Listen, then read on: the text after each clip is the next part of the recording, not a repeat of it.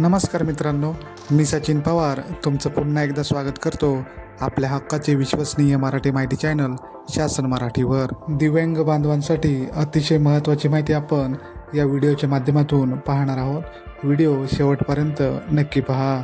दिव्यांग बांधवांच्या खात्यामध्ये 17 तारखेला जे उर्वरित 1000 रुपये राहिले होते ते त्यांच्या खात्यात जमा होणार होते, परंतु ते काही जमा झाले नाहीत।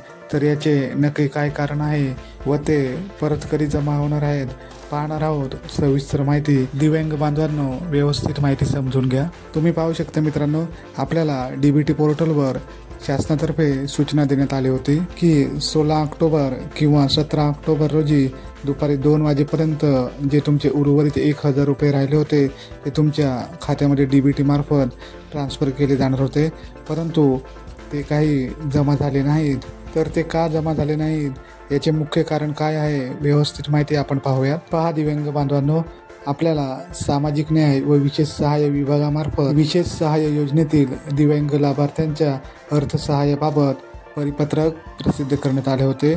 हेच ते परिपत्रक आहे, ते व्यवस्थित माहिती समजून घ्या।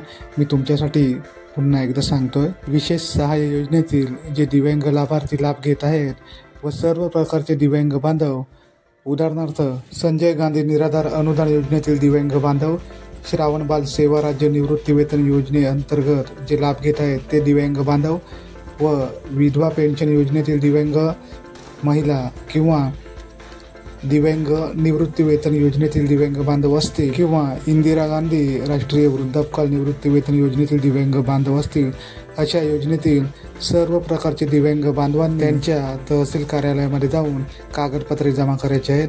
आता ही कोणकोणती कागदपत्रे आहेत तर ती पण व्यवस्थित माहिती सांगतो परत एकदा। सर्वात प्रथम म्हणजे तुमचं UDID कार्ड, अपंग प्रमाणपत्र, तुमचं बँक खात्याचं पासबुक आणि आधार कार्ड आणि मोबाईल नंबर, अशा प्रकारे ही सर्व कागदपत्रे तुमच्या तहसील कार्यालयामध्ये जमा करायची आहेत। जर तुमच्या तहसील कार्यालयामध्ये कागदपत्रे स्वीकारत नसतील तर हे परिपत्रक त्यांना तुम्ही दाखवू शकता। मी सर्व दिव्यांग बांधवांना विनंती करतो की त्यांनी लवकरात लवकर जाऊन ही कागदपत्रे जमा करावीत, कारण जे तुमचे 1000 रुपये राहिले होते जे 17 तारखेला येणार होते तर ते जमा न होण्याचे कारण महाराष्ट्रातील बरेच असे दिव्यांग बांधव आहेत, त्यांनी अजूनही तहसील कार्यालयामध्ये कागदपत्रे जमा केलेली नाहीत आणि त्यामुळे तुम्हाला जे 17 तारखेला जे 1000 रुपये येणार होते ते तुमच्या खात्यात जमा झालेले नाहीत।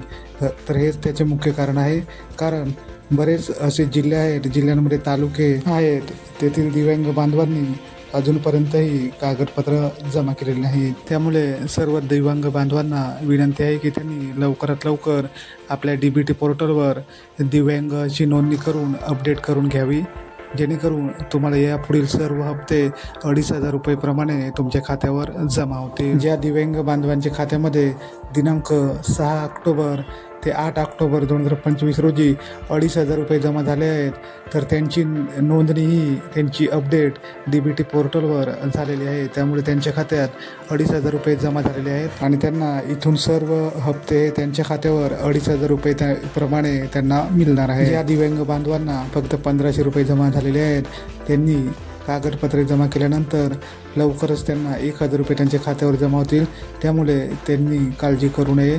लवकरच आपल्याला विभागामार्फत ऑफिशियल तारीख जाहीर करण्यात येईल। ऑफिशियल तारीख जाहीर झाल्यानंतर लगेचच आपल्या चॅनलवर अपडेट देण्यात येईल। त्यामुळे आपल्या चॅनलवर पहिल्यांदा आला असाल तर आपल्या चॅनलला सबस्क्राईब नक्की करा।